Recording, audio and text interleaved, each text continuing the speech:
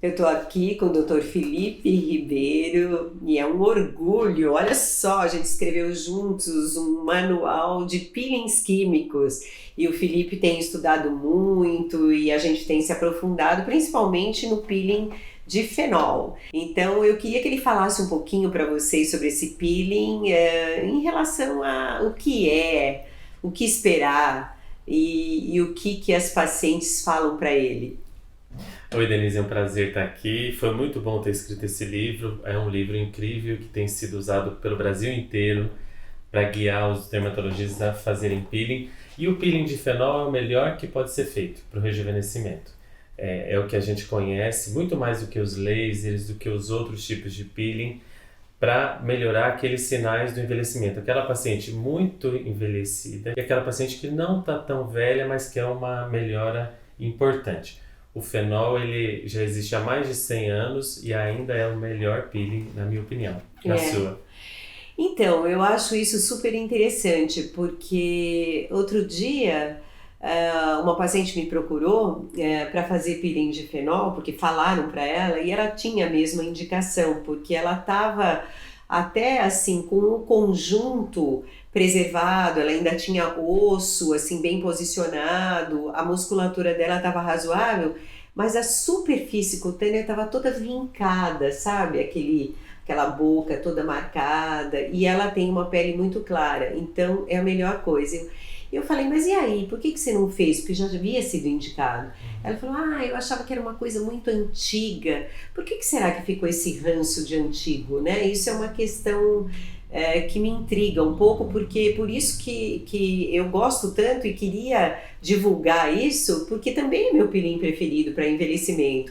E eu uso várias outras técnicas para envelhecimento. Você também, né, Felipe? Sim. Então, por que você acha que ficou com essa coisa de cara de antigo? Ele é antigo mesmo, né? Ele existe há mais de 100 anos. Só que com o tempo os lasers foram criados e foram vendidos como um substituto ao peeling, o que não aconteceu. Então talvez por isso, e por conta da agressão, porque ele é realmente agressivo, né? E que a pessoa fica machucada durante um tempo, a pele fica vermelha, mas que é um processo que não difere muito de lasers ablativos como o CO2, por exemplo. Ele ficou antigo, mas tem voltado. Você não acha que tem voltado? Acho sim. E eu acho que não é porque é velho, vamos dizer, em idade, que seja ruim. Eu, por exemplo, já sou meio velhinha. Ainda estou fazendo muito bem a dermatologia. Então, eu acho que ele traz coisas que outros recursos não trazem. E mesmo o laser de CO2 ablativo, que também faz um tipo de um peeling, a gente vê que o resultado não é a mesma coisa. Mas o que eu acho assim, a cereja no bolo é a questão das fórmulas de Hetter comparadas com a fórmula de Baker. E aí eu queria que o Felipe explicasse um pouquinho sobre isso. Exatamente. Essas fórmulas de Hetter, elas mudaram completamente a história do peeling de fenol. Antigamente era aquele peeling, quando a gente fala peeling de fenol, a pessoa pensa numa pessoa toda machucada. Pensa no peeling de Baker, que é o mais conhecido, né? Que a pessoa está machucada, tem uma secreção na pele que lembra pus. Mas isso é do passado, né? Mesmo o peeling de fenol sendo já um clássico, ele vem se reinventando. E a gente está estudando bastante. E o Hetter, que foi um estudioso americano, ele desenvolveu outras formas de fazer fenol.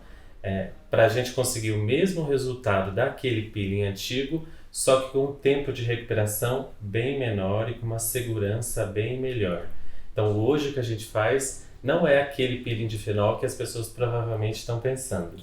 Porque na verdade, gente, inclusive hoje em dia, porque se fala tanto de receita, a receita de bolo, a receita maravilhosa do chefe, do melhor chefe, esse peeling é uma receita. Então ele mistura fenol com óleo de próton, com um sabão, com água destilada. E justamente a gente andou estudando também, né, essas comparações. O que é importante nessa receita? O que é mais importante? E a gente viu que não é exatamente o fenol, mas sim um pouco a combinação do próton com o fenol, que trazia essa possibilidade de ser tão profundo e de conseguir um resultado tão bom. Não é isso, Felipe? Exatamente. O próton, que é uma substância que a gente coloca, mistura junto com o fenol, é ele que provavelmente produz colágeno, que é o responsável pelo efeito maravilhoso do rejuvenescimento do fenol, e não só o fenol puro em si. Eu quero contar uma história para vocês, para a gente encerrar, que é a questão de uma época que eu estava na Faculdade de Medicina de Jundiaí estudando justamente novas formulações, combinando óleo de próton com fenol, e eu fiz várias pacientes, metade do rosto um tipo e metade do rosto outro tipo.